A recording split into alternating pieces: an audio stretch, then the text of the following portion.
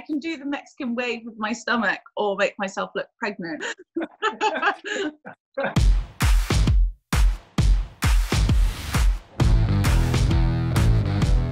Guys, next up is a fantastic athlete. She's an Ironman 70.3 world champion and multiple course record holder, Holly Lawrence. Thanks for taking the time. How are you?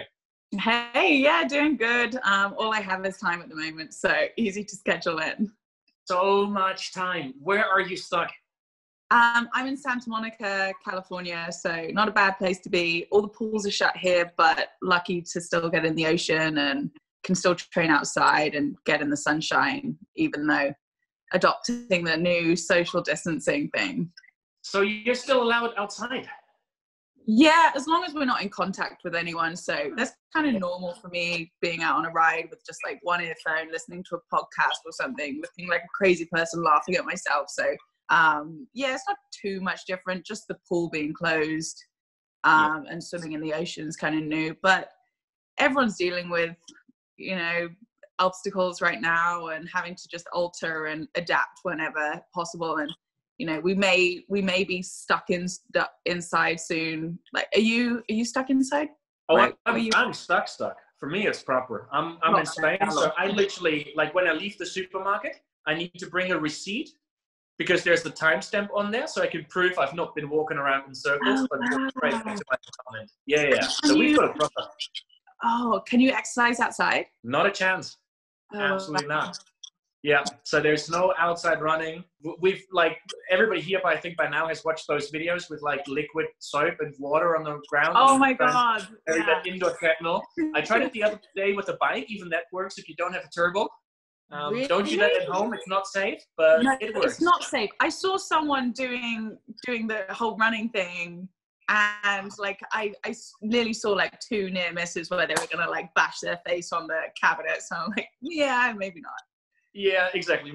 Maybe not. But how much training are you actually, like, are you still in your head? Are you still in like hopeful race mode, or are you taking a little bit of like easy training time now?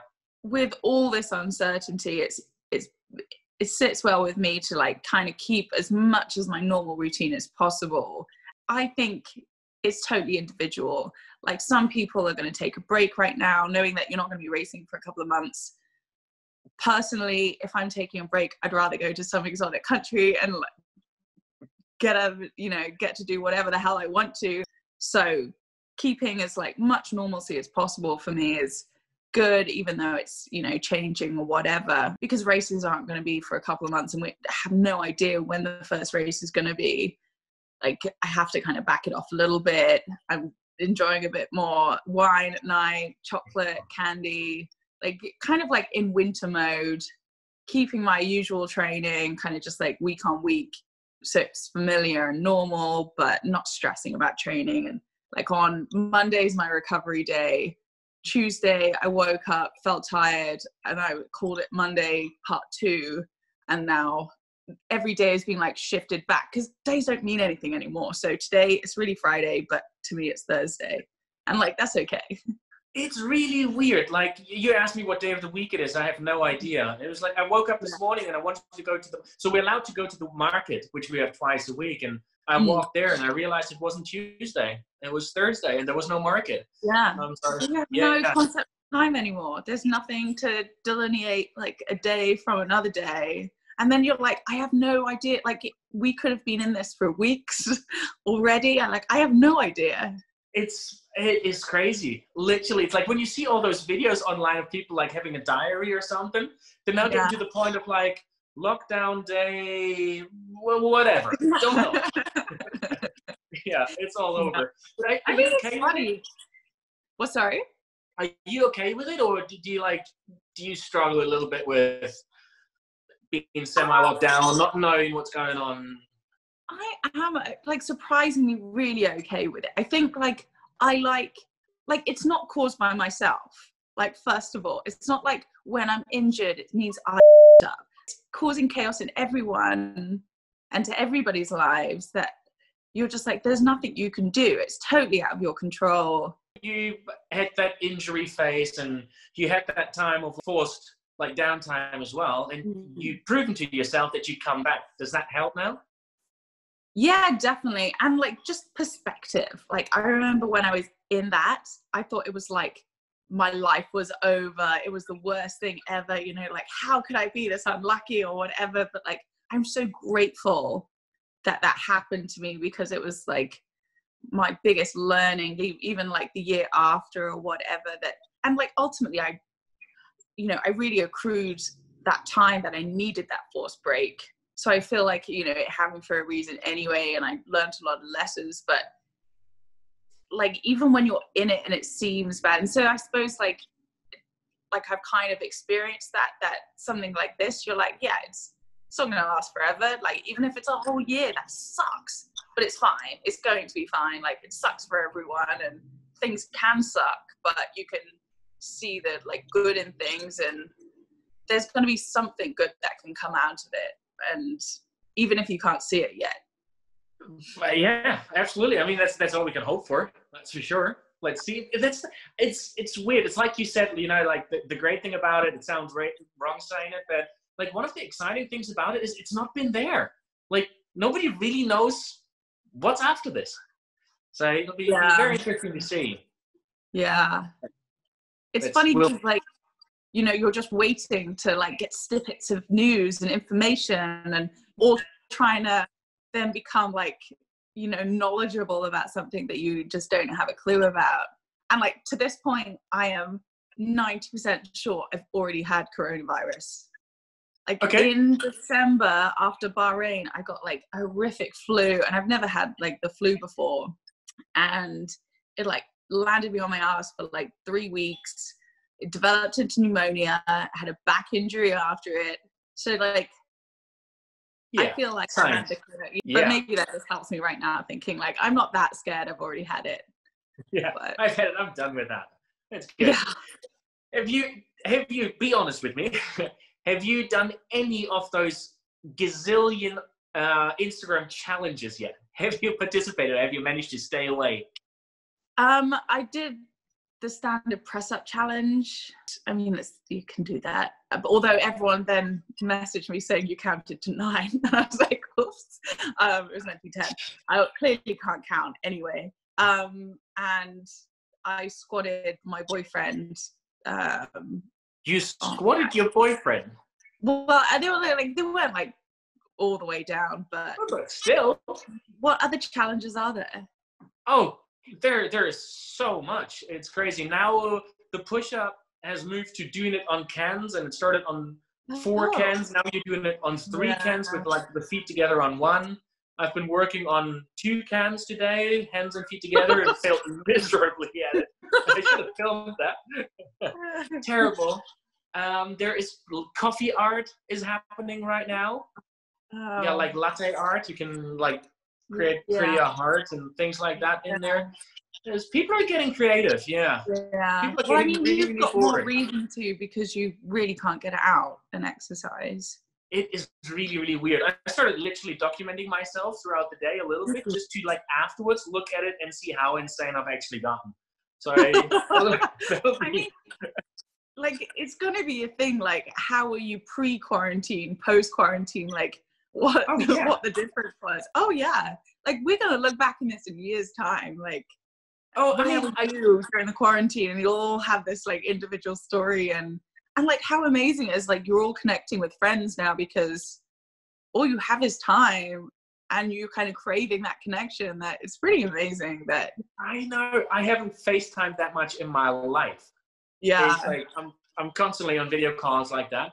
And actually, it's like you said, it'll be interesting to see how was it before, how was it afterwards. I talked to Maurice Clavel the other day, and we realized one of the big advantages we have with Corona is our mental level was very, very low heading into Corona. So the downhill curve ain't all that bad. So it can't get any worse anymore. No, you get up. Yeah. So that's okay. No. But hey, where's your like direct family? So you got your boyfriend with you, but you've got sisters and so on. Where are they? So I've got a brother and sister in the UK. I'm a triplet. They're all back in the UK within 50 miles of each other. I hear a lot of people that it started very open, like, don't you want to come home in times like that? And then you start getting those like death rate at your place messages versus, oh, much better at home. messages kind of thing? Yeah, I mean, my parents have always been, as soon as they moved over here, don't you want to come home? Okay, you can stay there for a year. Okay, you can stay there for a couple of years. And they know now that I'm not coming back, that I'm here for good, because I love it here. I love the sun. I feel like I'm solar paneled. You're in an amazing place. Absolutely. Where do you live in Santa Monica? Have you been Santa Monica? I used to live on the corner of Santa Monica Boulevard and Centinela Avenue. So literally where Santa Monica goes into Brentwood. Yeah. I'm just off like Montana, you know, that strip Montana, and like 13. So I'm like 13 blocks straight to the bluffs. Can run San Vicente, all soft surface, straight out to the mountains. I know. It's great.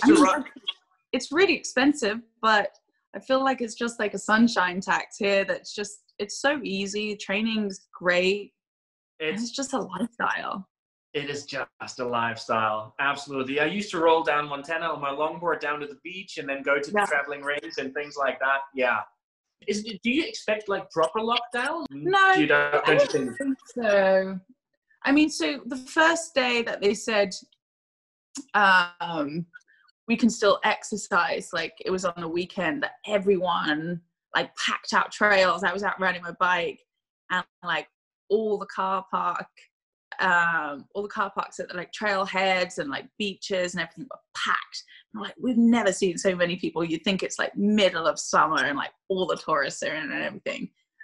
So then the mayor, you know, did his press release saying like, you all did it wrong, like too many of you, so we're shutting down the car parks. And so now you can only get to them if you can not park or whatever. So, but luckily I can still swim in the ocean, and for now, like, that might be taken away, you don't know. But in the same breath, the mayor said, I enjoyed a hike on Greenville Park. So you're like, well, you know, it's still being encouraged to exercise because that's such a big part of health. But it's crazy because I was out riding, and on like one of the mountain climbs, there was some dude riding up stunt with a medical mask, like on his own. Really? Like surrounded no one, and like with a medical mask on. You're like, oh yeah, it's crazy times. Like, if that made him feel okay about it, I don't know. Yeah, it's really strange over here. Like, you literally can't people look in the face anymore. It's like there's just a mask everywhere. You wouldn't know if they're smiling or angry or. Not a joke. I got a parcel delivered this morning, and so the way it works is literally the mailman rings on the door, and then he kind of like walks back down the stairs a little bit, and then when I open the door, he yells me to leave my corridor and go back into one room. And then he walks up and drops the parcel at my front door. And then he walks back down the staircase and then calls me back to put down my ID so I can prove it's me. It's a weird fourth and back. It's insane. Yeah. But hey, enough of the depressing stuff. The cool thing about the chats here is that I get to ask all the questions I don't get to ask in press conferences. Like, what's the coolest thing about being Holly Lawrence? That I get to do my hobby as... I find it funny even calling it a job, because it's not a job to me. It's just my hobby that I'm lucky to make sustainable. Like, I never thought it would be. So that's probably the biggest thing I would say. It's a pretty damn good thing. I really love it. And I feel like the minute that it's like a job to me, I have to stop. Yeah, fair enough. What's the worst thing about being Holly Lawrence? The worst thing about being Holly Lawrence? On a scale of emotional, I'm probably closer to on the emotional scale. I have no idea when my period's going to come. And like 2 days before, I'm like erratic and crazy. And then my period comes and I'm like, oh, maybe I should say sorry to Sean. Fair enough. But I feel like I can experience like good, you know, very extreme, like happy emotions too. So you have to take it. It's like what does he do? He used to be a runner. He ran for Nike in the Oregon Project, or Team Oregon or whatever it's called. He was like sub 4 minute miler, like legit fast, like 3:53, I think.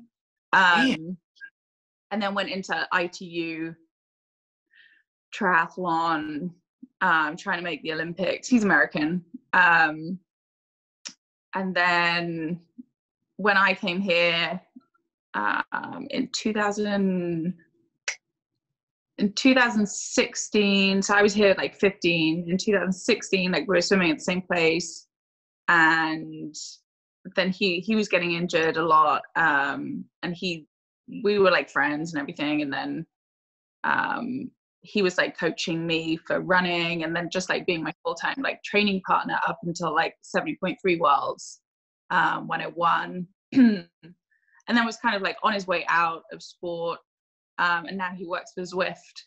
Okay. Obviously, you're probably very well acquainted with right now. I think a lot of people are. Yeah. I hear it's become so popular that it's difficult to even organize group rides because Zwift just can't keep up. There's too many requests. Oh, there's so many. But you can do like meetups. So like you could ride with your buddies, create a meetup, and then you can like message each other on the online on your app. You were doing it. It's pretty cool. I'm trying to stay sane by planning things. What do I want to do afterwards and all that? Like, if there was one place to go to when everything opens up again, like what should be the first vacation? First vacation. I'm not really, I feel like, because I did a vacation in February, I'm not like really due a vacation, but I can't wait to race again. Like, I can't wait till the first race is like on the cards.